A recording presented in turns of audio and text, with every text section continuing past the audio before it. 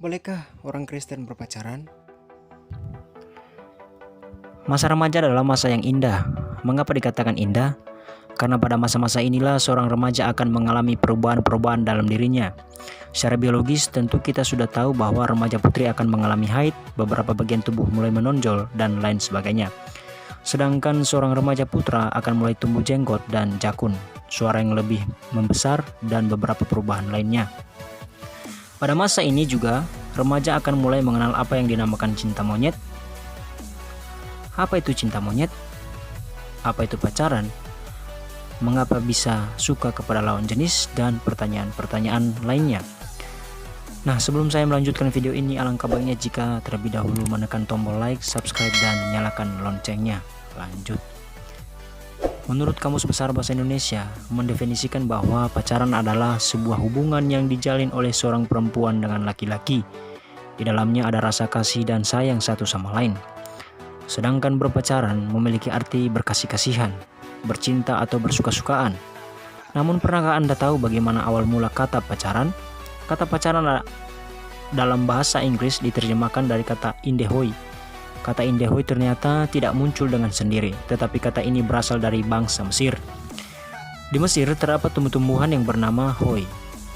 Hoi adalah tumbuhan yang subur di sepanjang sungai Nil. Tumbuhan hoi tingginya setinggi perawakan manusia, antara 100-150 cm. Berdaun hijau lebat dan terus tumbuh sepanjang tahun. Di Mesir biasanya seorang laki-laki yang tengah dekat dengan seorang perempuan, kemudian mulai ada rasa tertarik dan rasa suka, hingga akhir mereka melakukan hubungan badan di balik pohon-pohon hoi. Nah, dari definisi dan sejarah tentang pacaran, kita bisa melihat bahwa konotasi berpacaran bersifat sangat bebas dan tidak alkitabiah. Oleh karena itu, sebagai gantinya kita bisa menyebutnya dengan teman dekat atau sahabat. Nah, apa kata Alkitab tentang pacaran? Sepanjang Alkitab, mulai dari kitab Kejadian sampai kitab Wahyu, tidak pernah ditemukan tentang arti kata pacaran. Walaupun beberapa orang menyebut bahwa pacaran adalah sebuah proses sebelum menuju atau memasuki jenjang pernikahan. Faktanya, Alkitab tidak pernah menuliskan tentang kata pacaran.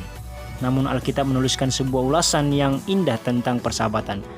Dalam persahabatan kita bisa mengasihi dan kita bisa juga bersahabat dengan seorang pria atau wanita. Tidak jarang dari persahabatan muncullah rasa suka, tertarik, dan menyayangi, sekalipun dengan sahabat kita yang lawan jenis.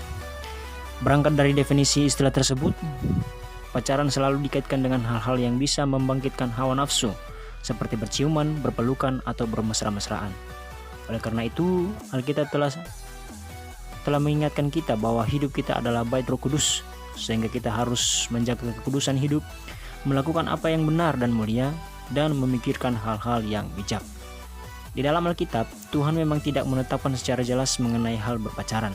Akan tetapi, firman Tuhan memberikan standar hidup yang harus kita lakukan sebagai pemuda-pemuda Kristen yang memiliki identitas Kristus, yaitu 1. Tubuh kita adalah bait Roh Kudus. 1 Korintus 3 ayat 16. Tidak tahukah kamu bahwa kamu adalah bait Allah yang bahwa Roh Allah diam di dalam kamu? 2. Melakukan yang benar, sebab tidak semua hal berguna bagi kita. 1 Korintus 6 ayat 12 berkata, segala sesuatu halal bagiku, tetapi bukan semuanya berguna. Segala sesuatu halal bagiku, tetapi aku tidak membiarkan diriku diperhamba oleh suatu apapun. Yang ketiga adalah hidup kudus dan menjaga kekudusan hidup. 1 Petrus 1 ayat 15 berkata, tetapi hendaklah kamu menjadi kudus dalam seluruh hidupmu, sama seperti Dia yang kudus yang telah memanggil kamu. Yang keempat, menjauhi percabulan. Dalam 1 Tesalonika pasal 4 ayat 13 berkata, karena inilah kehendak Allah, pengudusanmu, yaitu supaya kamu menjauhi percabulan. Nah, kesimpulannya adalah, bolehkah seorang remaja putri menjalin kedekatan dengan seorang remaja putra?